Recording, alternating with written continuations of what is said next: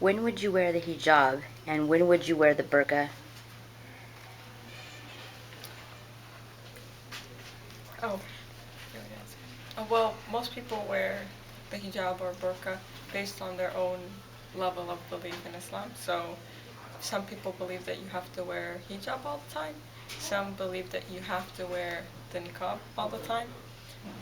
Religiously, in the Quran, it doesn't say you have to wear the hijab. It just says Muslims need to dress modestly. So for women, they need to make sure they're covered up. Now, it doesn't say you have to wear it, but it does say that if you don't wear it, you get punished. The niqab is more of an optional thing to do, and very conservative Muslims are the ones who actually wear it, but it is not mandatory. It's better to wear it, but Muslim women don't have to wear the niqab. Okay. And does one significantly, oh my gosh, does one signify something that the other one does not? Well, a niqab is mostly for conservative Muslims who would much rather not show their faces in public. Okay. But really, they just show the different freedoms Islam provides. So there are very religious Muslims who don't cover their head, and that's because the Quran says for Muslim women to dress modestly. Now, in Western society, modestly is long sleeve shirt, pants, and that's pretty much it. Nothing about Okay. covering the head. So that's considered modest here. Overseas, modest is being fully covered. Gotcha. So it just depends on who you're speaking to, and everybody has their own personal reasons as to why they don't wear it. But really, it's the hijab and the niqab are the same thing. They're just Okay. showing modesty to cover a woman. Okay. Is there any way EMS personnel can make you feel more comfortable? Really, just being respectful is the most important part, and being courteous and always verbalizing what they're doing, especially if the patient is conscious, whether it be male or female. Always verbalizing what is going on and being respectful, and that's pretty much it. Okay. Say there's a head injury, but the female patient wearing the hijab is conscious. Would us as EMTs assume it's okay to just go ahead and take it off? How should we go about that? If it is life-threatening, then you don't need to ask, you can remove it. But if it is not life-threatening, you should definitely ask for removing it. So verbalize. Okay. Verbalize. Okay. Why do men wear a head wrap?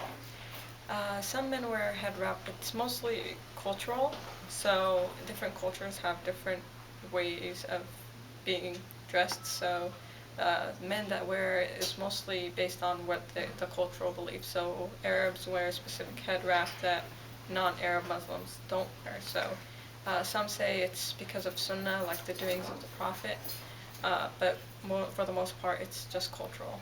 Okay. And why do Muslims shake hands while some do not? And should we assume when we approach you as a patient, just to go ahead and shake hands? How do we go about that? Well, if it's the opposite gender, I would not extend my hand to shake it because Muslims are not supposed to shake hands with the opposite gender. However, if it is strictly professional, like say a person does not know that Muslims are not supposed to shake hands, Muslims, for the most part, will shake hands, especially women, but a lot of women feel very uncomfortable shaking hands with men, so it's best not to extend your hand out, but rather kind of give a slight gesture with your hand, like hello kind of thing, but Okay. not shaking hands. So so then it's not considered rude then. It's not considered rude, no. Okay. So it's actually preferred that they don't extend their hand out to the opposite gender. Okay. And hopefully all EMS personnel will be respectful. But is there anything that should not be said?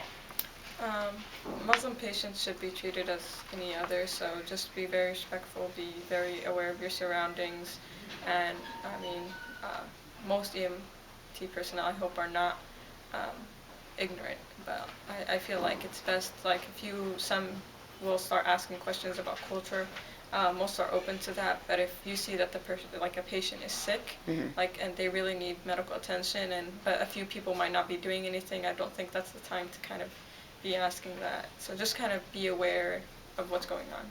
Good. Good. Okay.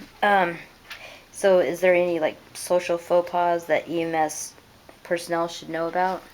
No, I mean, for the most part, a lot of Muslims, especially here, have accumulated to Western culture, and the one thing that they want most is just respect and respect privacy and modesty. So, just always make sure that patient is fully covered. If there are multiple EMT personnel and it's a female patient and they're not all helping to treat the patient, maybe a few of them should step away or not look while the patient is being treated. Perfect. Perfect. Great. Thank you for your time. Thank you.